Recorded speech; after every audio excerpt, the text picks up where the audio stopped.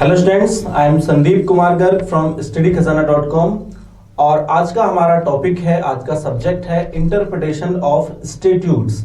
हिंदी में इसको कहते हैं संविधियों का निर्वचन। इसका मतलब ये होता है कि जो लेजिस्लेशन ने कोई भी जो कानून बनाया है उसकी व्याख्या करना, उसको इंटरप्रिटेट करना, उसका अर्थ निकालना। और ये काम कौन करता है? ये काम करता है कोर्ट। तो मीनिंग क्या है इसका? Interpretation of the statutes is a process by which the meaning of a particular legislation can be ascertained. Chambers dictionary में जो इंटरप्रिटेशन की मीनिंग दी हुई है वो है एक्ट ऑफ इंटरप्रिटिंग।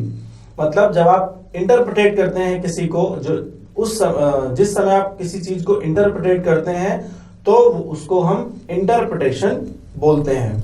ठीक है, इंटरप्रिटेशन बेसिकली दो हिस्सों में हम उसको बांट सकते हैं। पहला होता है लिटरल और ग्रामेटिकल और सेकंड होता है लॉजिकल। जनरली रूल क्या है? जनरली रूल ये है कि जो शब्दों का प्रयोग, जिन शब्दों का प्रयोग किया गया है, जो शब्द यूज किए गए हैं किसी भी स्टैट्यूट में, किसी भी कानून में, कोर्ट की ड्यूटी ये है कि एज इट इज उनको लागू करें, जब तक कि ऐसे जो एज इट इज लागू करने में कोई दिक्कत उनको नहीं होती है। और अगर ऐसा होता है तो हम लॉजिकल इंटरप्रिटेशन करते हैं। ठीक है, रघुनंदन शरण वर्सेस प्यारेलाल 1956 SCJ 413। इसमें सुप्रीम कोर्ट ने यह कहा है कि यदि जो स्टैट्यूट है उसकी जो लैंग्वेज है वो साधारण है तो इंटरप्रिटेशन करने की जरूरत नहीं होती है। Supreme Court held that if the words of a statute are clear there is no question of interpretation and grammatical construction. मतलब इंटरप्रिटेशन करने की जरूरत नहीं होती है जहां कोई क्वेश्चन होता है। और अगर जो स्टैट्यूट है, जो कानून है, उसकी जो लैंग्वेज है वो बिल्कुल क्लियर है, कहीं कोई उसमें डाउट वाली बात नहीं है, तो वहां पर इंटरप्रिटेशन की जरूरत नहीं होती है। ठीक है, तो जैसा कि हमने अभी डिस्कस किया, दो भागों में बांट सकते हैं, लिटरल और ग्रामेटिकल, और सेकंड होता है लॉजिकल। और क्यों हम लॉजिकल जब हम इंटरप्रिटेशन करते हैं तो कब करते हैं? जब जो लिटरल इंटरप्रिटेशन है उसको करने में एम्बिग्यूटी, इनकंसिस्टेंसी और इनकम्प्लीटनेस हो रही हो। मतलब कि अगर सपोज करिए कि कोई जो कानून है या कोई एक्ट है या कोई वर्ड है उसको हम इंटरप्रिटेट कर रहे हैं और एज इट इज, मतलब लिटरल उसका मीनिंग हम निकाल रहे हैं, क्योंकि जनरल रूल यही है कि आप उसका लिटरल मीनिंग सबसे पहले आप उसका जो मीनिंग है, ठीक है, एज इट इज उसको अप्लाई करेंगे। लेकिन अगर ऐसा करने से कोई विरोधाभास, इनकंसिस्टेंसी और इनकम्प्लीटनेस, इन चीजों में से कोई हो रहा है तो उस स्थिति में फिर हम लॉजिकल इंटरप्रिटेशन करेंगे। अब हम बात करते हैं कि आखिर लिटरल इंटरप्रिटेशन या ग्रामेटिकल इंटरप्रिटेशन होता क्या है। लिटरल और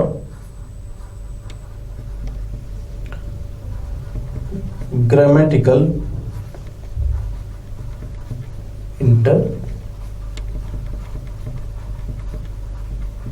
हिंदी में इसे कहेंगे शाब्दिक निर्वचन। ठीक है, the literal or grammatical interpretation means that the word or an enactment are to be given their ordinary and natural meaning। जो मीनिंग दिया हुआ है एक्ट में उसको हम उसके नेचुरल मीनिंग है उसको ही यूज करेंगे। And if such meaning is clear and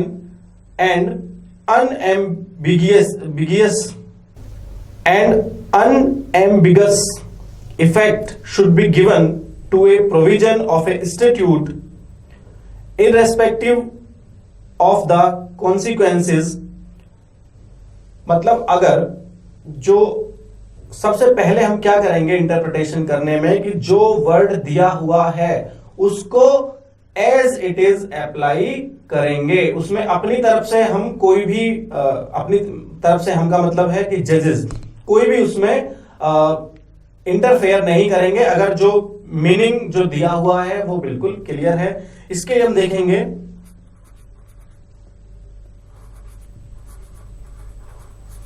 Maqbool Hussain versus state of Bombay AIR 1953 supreme court 25। क्या फैक्ट थे केस के कि जो अपीलेंट है मतलब कि जो मकबूल हुसैन है वो उनको पकड़ा जाता है see customs act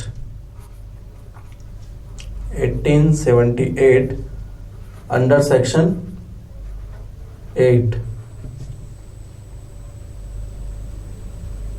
under section 167 sub clause 8 and foreign exchange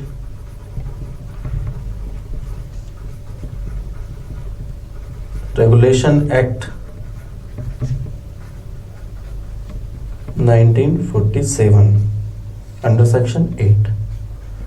ठीक है, केस क्या था, फैक्ट्स क्या थे केस के कि जो मकबूल हुसैन है वो कहीं से आते हैं और वो ये डिक्लेयर नहीं करते हैं कि मतलब विदेश से आते हैं कहीं से और ये डिक्लेयर नहीं करते हैं कि मेरे पास सोना है, जबकि एक्चुअल में उनके पास सोना निर्धारित मात्रा से ज्यादा पाया जाता है, लेकिन अपने जो डिक्लेरेशन है उसमें वो ये नहीं बताते हैं कि मेरे पास सोना है। तो ऐसे मामले में क्या होता है कि सी कस्टम एक्ट 1878 अंडर सेक्शन 167(8) तो जो यहां पर कार्रवाई होती है कि उनका जो सोना है वो जब्त कर लिया जाता है और इसके बाद उन पर फेरा जो कानून है फॉरेन एक्सचेंज रेगुलेशन एक्ट, इसके अंतर्गत उनके ऊपर कार्रवाई की जाती है। तो वो ये कहते हैं कि ये मेरे आर्टिकल 20 क्लॉज 2, क्या है article 20 clause 2 of Indian constitution, double जोपार्डी,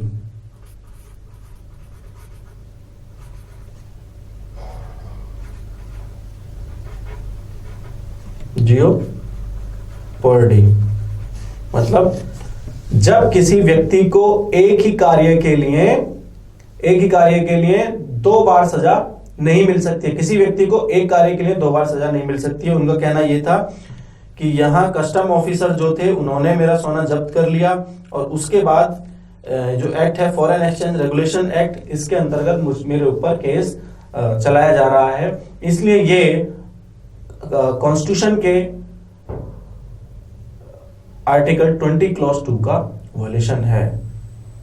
तो यहां पर सुप्रीम कोर्ट ने यह डिसाइड किया कि ये जो कार्रवाई की गई थी सी कस्टम एक्ट 1878 की कस्टम ऑफिसर के यहां पर, यह कार्रवाई जुडिशियल नेचर की नहीं थी। ठीक है, जुडिशियल नेचर की कार्रवाई कौन सी थी, नीचे वाली फॉरेन एक्सचेंज रेगुलेशन एक्ट के अंतर्गत उनके ऊपर जो केस दर्ज किया गया वो कार्रवाई जुडिशियल नेचर की थी।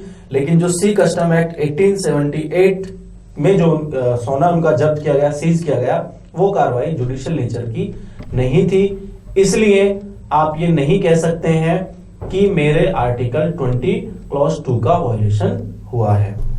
ठीक है, हम दूसरा केस, एक और केस डिस्कस करेंगे। इंटरेस्टिंग केस है और आसानी से आपको याद हो जाएंगे दोनों case. Ram Avatar versus assistant sales tax officer Patna, AIR 1961, Supreme Court 1325। यहां पर जो मामला था वह दो शब्द आपको याद रखने पड़ेंगे।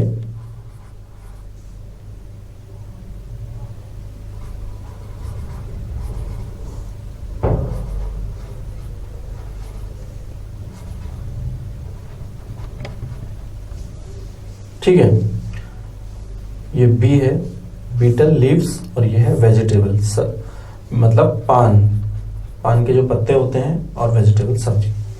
इस केस में जो क्वेश्चन था वो ये था कि हुआ क्या था कि जो सेल्स टैक्स वालों ने क्या किया था कि सब्जी को, वेजिटेबल को कर मुक्त रखा था, मतलब कि उसके ऊपर सेल्स टैक्स नहीं लगाया जाएगा। तो